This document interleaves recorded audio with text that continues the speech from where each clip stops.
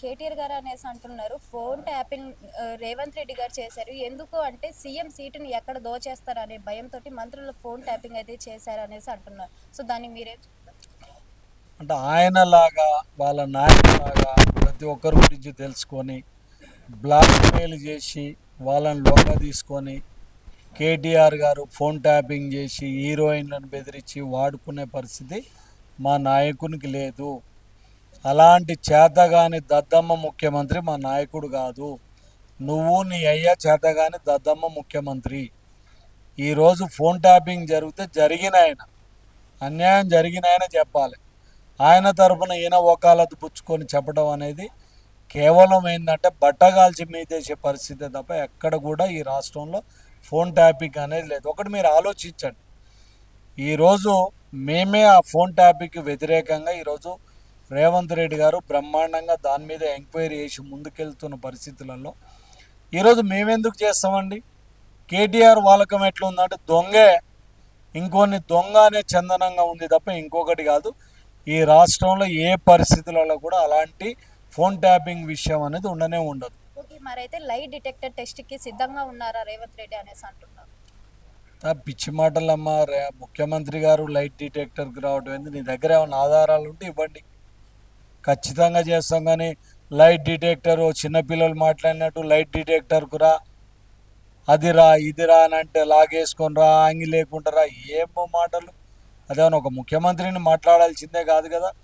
ఈరోజు central government ఉంది, ఇవాళ దాంట్లో ఇవాళ ఇక్కడ 2 మంత్రులు ఉన్నారు. మీకు ఏదైనా డౌట్ ఉంటే చేయండి. అదే మామూలుగా ఆలోచించినా కూడా మేమే వద్దన్నోలో మేము పెట్టడం అనేది ఎప్పటికీ కూడా అది ఉండదు, అది సాధ్యమే కాదు. ఓకే, మరైతే ప్రజలకు ఇచ్చిన హామీలను ఎలా నెరవేర్చాలి అని ఆలోచించకుండా మా పైన ఎందుకు పడుతున్నారో ఒకసారి ఫోన్ ట్యాపింగ్ ఈ రేసు కాళేశ్వరం అనేసి మా పైన ఎందుకు పడుతున్నారు అనేసి అంటున్నారు. అమ్మా, ఇప్పుడు గవర్నమెంట్ వచ్చినాక గత ప్రభుత్వం మీద ఏదైనా అన్యాయాలు అక్రమాలు జరిగినప్పుడు అంటే ఎవరమైనా ఎంక్వైరీ చేయాల్సిన బాధ్యత ఈరోజు ప్రజలు మాకు ఇచ్చిండ్రు. ఇలా కాళేశ్వరానికి సంబంధించి 1,00,000 కోట్లు కడితే ఇలా ఆ ప్రాజెక్టు సంవత్సరానికి 10 నుంచి 12 వేలు భారంగా మారింది. పోనీ దాని తర్వాత ఏమైనా ప్రయోజనం జరిగిందనేది లేదు. ఫోన్ ట్యాపింగ్ అనేది ఓ రాజ్యాంగం కల్పించి నాకు ఫోన్ అనేది, దాన్ని ఆయన సీక్రెట్గా చూసి పెద్ద పెద్ద వాళ్ళను బ్లాక్మెయిల్ చేసి జీవితాలను ఆగం చేసిన చరిత్ర అది ఉంది. ఇలా ఈ ఫార్ములా అనేది 55 కోట్ల రూపాయలను అన్యాయంగా అక్రమంగా లీగల్గా లేకుండా జరిపిన చరిత్ర. నిజంగా కనుక ఏమీ లేవు అనుకోండి ఆధారాలు, నీకు వచ్చిన నష్టమేం లేదు. ఇలా ఏది మేము హామీ అమలు చేయలేదో మీరు చెప్పండి. ఇలా మేము ఏమి హామీలు అమలు చేయాలి? ఇలా చెప్పని కూడా సన్నబియ్యం ఇస్తున్నాం. ఇలా మీరు ఒక్క ఇల్లు కూడా కట్టేయకపోతే ఇలా ఇండ్లు ఇస్తున్నాం, రేషన్ కార్డులు ఇస్తున్నాం, ఎంప్లాయ్మెంట్ క్రియేట్ చేసినాం, రైతులకు సంబంధించి 1,00,000 కోట్లు ఈ 18 నెలల్లో ఖర్చు పెట్టినాం, ఉద్యోగాలు ఇచ్చినాం, ఆరోగ్యశ్రీ ఇచ్చినాం, మహిళలకు ఈరోజు ఉచిత బస్సు ఇచ్చినాం, 1 కోటి మందిని కోటీశ్వర్లు చేసే దాంట్లో వాళ్ళకు రుణాలు ఇస్తున్నాం. ఏది చేయలేదో చెప్పండి. ఒక బాధ్యతాయుతమైన ప్రతిపక్షంగా మీరు మాట్లాడితే మేము రిసీవ్ చేసుకోవడానికి సిద్ధంగా ఉన్నాం. కానీ ఏది పడితే అది మాట్లాడితే మాత్రం బిడ్డ తొక్కి నారదీస్తామని కూడా ఈ సందర్భంగా హెచ్చరిస్తున్నాం. ఓకే, లోకేష్ గురించి వస్తే లోకేష్ని నేను కలవలేదు, ఒకవేళ కలిస్తే కూడా ఎందుకు తప్పు అవుతుంది, అదేమన్నా గూండానా ఏపీ మీ రాష్ట్ర వ్యక్తిలాగా దొంగ కాదు కదా అనేసి అంటున్నారు. ఈరోజు మేము అదే నేను సూటిగా అడుగుతున్నాం అమ్మా. నువ్వు లోకేష్ని కలవడంలో తప్పని అంటలేవు, కానీ ఇక్కడున్న ముఖ్యమంత్రి గారు పక్క రాష్ట్ర ముఖ్యమంత్రిని ఈ ఇష్యూస్ పరిష్కారం చేసుకోవడానికి కలిస్తే తప్పెట్లయిద్దో నువ్వు చెప్పు. నువ్వే కదా రోజు చంద్రబాబును కలుస్తున్నావు, చంద్రబాబు శిష్యునివి, చంద్రబాబుకు నీళ్లు దారాదత్తం చేసినావని ఆనాడు నువ్వు ప్రభుత్వంలో ఉన్నప్పుడు కృష్ణా జలాలు గోదావరి జలాలు దారాదత్తం చేసిన చరిత్ర నీకుంది. ఆ రోజా గారు నీకు భోజనం పెడితే చేపల పులుసు తిని రాయలసీమను రతనాల సీమగా మారుస్తా అని చెప్పిన చరిత్ర నీకుంది.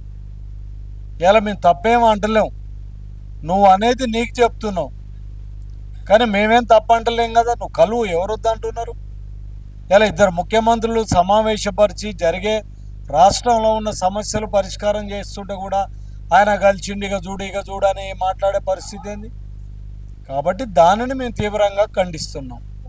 ఎవరైనా సరే పరిపాలన గురించి కనుక్కోవాలి అంటే బీఆర్ఎస్ దగ్గరికి వస్తారు, అదే దోపిడీల గురించి కనుక్కోవాలంటే రేవంత్ రెడ్డి గారి దగ్గరికి వెళ్తారు అనేసి అంటున్నారు. అసలు ఏంటి అని? అమ్మా ఇప్పుడు ఎవరు దోపిడీ చేసిండ్రు ఏందనేది సాక్ష్యం ఇవాళ తెలుస్తుంది. ఇవాళ నువ్వు ముఖ్యమంత్రి కాకముందు, రాజకీయాలకు రాకముందు నీ ఆస్తులేంది ఇవ్వాలేంది, కేసీఆర్ కానీ కేటీఆర్ కానీ. ఇలా రేవంత్ రెడ్డి గారు రాజకీయాలకు రాకముందు ఆస్తులేంది, ఇప్పుడేంది, వాళ్ళ కుటుంబ పరిస్థితి ఏంది, వీళ్ళ కుటుంబ పరిస్థితి ఏంది చూస్తే తెలుస్తుంది. ఇలా 8 లక్షల కోట్లల్లా 1,00,000 కోట్లు దోపిడీ చేసి నువ్వు తిన్నావు. ఇలా మా ముఖ్యమంత్రి 18 నెలలు ఏదన్నా చిన్న స్కామ్ కూడా బయటపడ్డ దాఖలాలు లేవు. ఆయన నిస్వార్థంగా సేవ చేస్తుండు. ఇలా దొంగలు మీరు, లంగలు మీరు, పందికొక్కుల్లాగా తిన్నది మీరు, ఇలా రాష్ట్ర సంపదను దోసుకున్నది మీరు. ఇలా రేవంత్ రెడ్డి గారికి ఏ బరువు బాధ్యతలు లేవు. ఉన్నా ఒక బిడ్డ పెళ్లి చేసుకున్నాడు, ఆయన కావాల్సినంత వ్యాపారంలో సంపాదించుకున్న, ఆయనకి ఏది అక్కర్లేదు. ఇలా మీ కొడుకులకు మనవళ్లకు సంపాదించాలని ఆనాడు డొక్కు కార్ల తిరిగిన నీ కుటుంబం ఇలా 100 కోట్ల ఫామ్ హౌస్లు ఎక్కడి నుంచి వచ్చినాయి, టీవీ నుంచి వచ్చింది, పేపర్ నుంచి వచ్చింది, బంగళాల నుంచి వచ్చినాయి, ప్రజలందరూ గమనించే కదా నీకు వాత పెట్టిండ్రు. అయినా కూడా ఇంకా మాట్లాడడంలో అర్థం లేదు. ఎందుకు ఇలా మాట్లాడుతున్నారు సార్? నిరాశతోటి ఇలా కేటీఆర్ గారు నిరాశ నిస్పృహలతోటి అధికారం పోయింది, ఆ భోగభాగ్యాలు పోయినాయి అని చెప్పి ఇక అధికారం 10 ఏళ్ళు రాదు, రేవంత్ రెడ్డి గారు బ్రహ్మాండంగా పరిపాలన చేస్తున్నారని మాట్లాడుతున్నారు తప్ప ఇంకొకటి కాదు. ఓకే, వచ్చే సర్పంచ్ ఎలక్షన్స్లలో ఎవరు వస్తారని? అందులో అనుమానమే ఉందమ్మా, మీకు కూడా తెలుసు, మీరు సర్వేలు చేసుకోండి, బ్రహ్మాండంగా ఉంది. ప్రజలందరూ కూడా కాంగ్రెస్ ప్రభుత్వాన్ని, రేవంత్ రెడ్డి గారి నాయకత్వాన్ని ఆశీర్వదించడానికి సిద్ధంగా ఉన్నారు. చర్చలు అనేది క్లబ్బుల్లో పబ్బుల్లో పెడితే మేము రాము. ఇలా మనం ఎమ్మెల్యేలం, మంత్రులం, ముఖ్యమంత్రులం, మీరు రండి, ఇవాళ అసెంబ్లీకి రండి. అసెంబ్లీ వారం రోజులైనా పెట్టడానికి మా నాయకుడు సిద్ధంగా ఉన్నాడు. మైకులు కట్ చేయం, మీకు కావాల్సినంత టైం ఇస్తాం. దమ్ముంటే అసెంబ్లీకి రండి, చర్చిద్దాం. Subscribe us and press the bell icon for more interesting updates.